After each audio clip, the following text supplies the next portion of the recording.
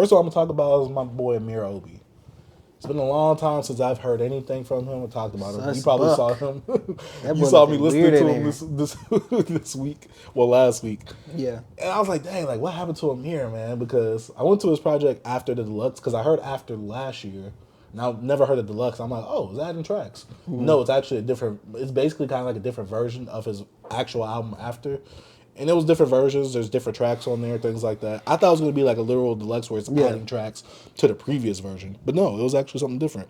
But Amir Obi is someone who I found out about during college, during high school, You during my showed me Amir Obe, right?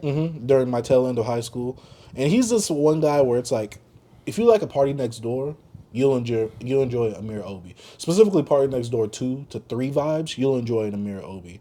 And he's one of those figures in hip hop where he's worked with a Drake on Star 67 on If You're Reading This Is Too Late.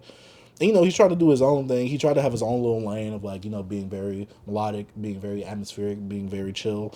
To me, this is him and Nav are kind of like similar in certain instances where it's like, dang, like I had my two guys and I don't know what happened to them. But I listened to Happening in the Gray Area. I love that project. I listened to this project day in, day out during college. This was my number one project probably at the time, besides the Nipsey Hussle project. We have None of the Clock's Work, which is like a short EP. It's about 7 songs, 22 minutes.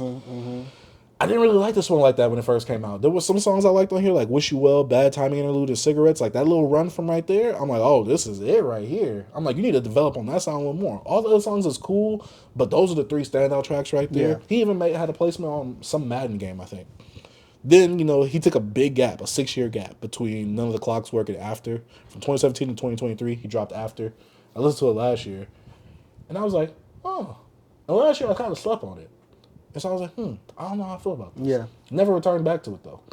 But then I remembered he had a deluxe version of After, and I listened to it last week, and I'm like, I like this, but it's not punching for me yet. So I went back to After, the regular edition, and I'm like, oh, this is his best project right here. What was I tripping on? I'm like, I don't know what I was on.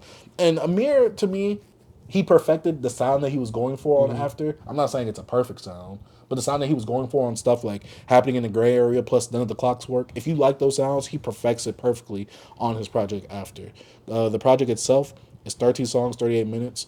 Amir does his thing. I mean, and I went through his whole discography, so I even went through the EPs for like Won't Find Love in the Hills, Can't Be a blank underscore here, chapter 1, 2, and 3. Not gonna lie, them 3 EPs Can't Be a blank here. Some MIDI. But I can tell that he was trying to play with the sound. Before I and trying to Vomit perfect the was sound. my stuff, boy. B. Before the Vomit? No, this EP, Won't Oh, Find yeah, I Love in remember the that Hills. one. Yeah, that was fire. No, Peak. He went Yeah. 3 for 3 on this. Yeah, I don't remember know this. how he did this, B.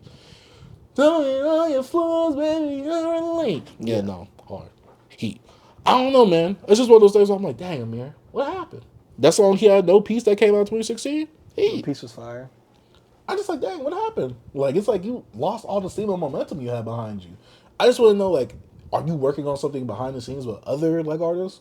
And if so, what artists are you working on to help develop their sound? Yeah, maybe he's more Of a behind the background guy? scenes guy. Which I would make guess. sense, but I just want to know, like, who are you Or working maybe he with? just took he was breaking, just chilling. I don't know. That too? I don't hear nobody talk about this guy. I've never heard anyone talk about this guy. He had one viral song on not TikTok, Vine. Yeah. And that's how I found his project that's not even on streaming. So, yeah, Amir Obi is someone who I was like, dang, what really happened to him? And so, I just wanted to check him out. I wanted to reminisce me. Put some shine on him on the pod. Yeah. The Plus, show. he had a little on the radar freestyle too. And that's what made me go back to him because he had not a freestyle, a performance because he has a new track out called Crash. Yeah. And he recently performed it on OTR, and I'm like, oh, my boy's back. So I went through the discography, and I'm like, dang, I miss Amir Obi, man. I miss him. Man, shout out to Beyond Beats and Culture.